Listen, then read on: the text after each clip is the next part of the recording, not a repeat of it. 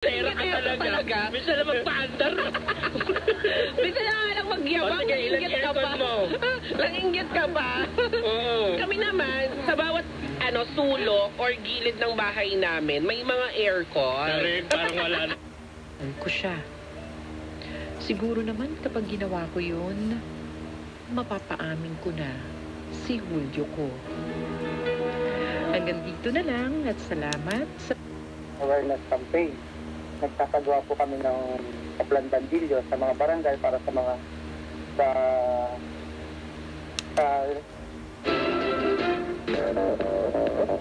Magandang hapon, Pilipinas. Ako po si Deo Macalma. Ako naman, Thea Petro Corpus.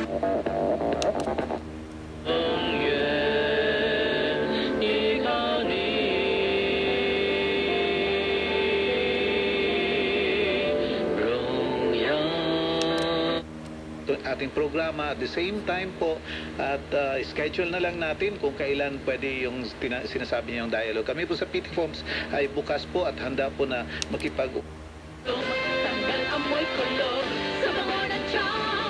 Charm Babcon with Bloom Fresh technology kills 99.9% of kulot-causing bacteria. It's going to be a terrible thing for them. Our chief international correspondent, Lise Doucet, has this report. President Trump has repeatedly expressed his readiness to negotiate with Iran. Sa Montajo, para po sa akin ay si Lola po, kasi po pinalaki niya lang po akong mag-isa. Yung tatay niya at sila pong magkakapatid po. She's very independent. Tutukan po namin to, Secretary, at alam po namin kayo mismo dyan din sa DPWH ay magbabantay dahil ang presidente naghahanap po ng sagot, ano ho? Ayaw po.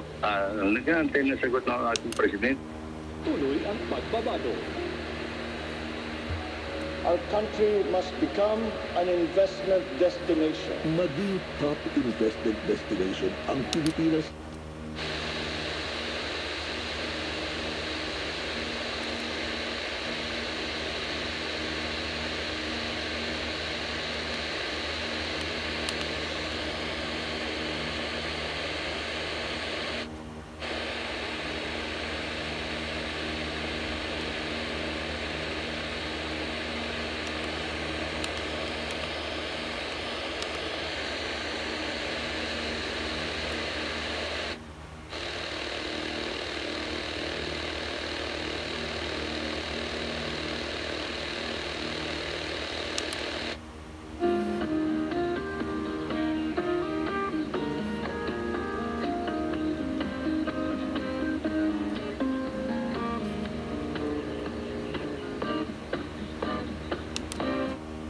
Pinino o paglabag sa batas ng Diyos at batas ng lupa ay binibigyan tayo ng pag-asa. Kaya dito, gagawin ang nakita natin.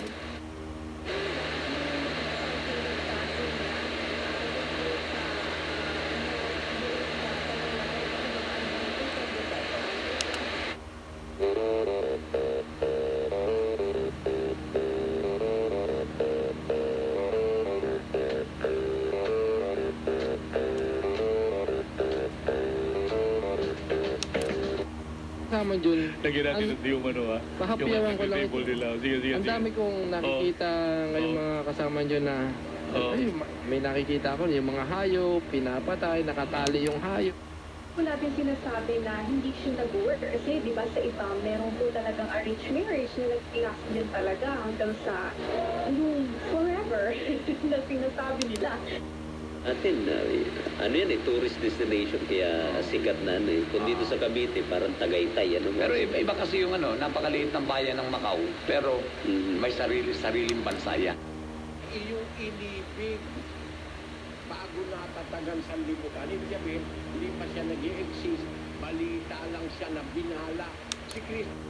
Sa Iloilo City Epidemiology Surveillance Unit, higit 100 ang kaso ng dengue sa lungsod mula noong buwan ng Pebrero. Sa nasabing datos, 2 ang may aktibong kaso. So mag-usapan natin yung buhay mo as a performer, as a singer, at kung saan ka papunta ngayon, okay? Pero bago natin i-dissect natin isa-isa, no? Straight to the interview na tayo, Miss Mel. Oo, ito, ang unang tanong ko. Unang tanong mo.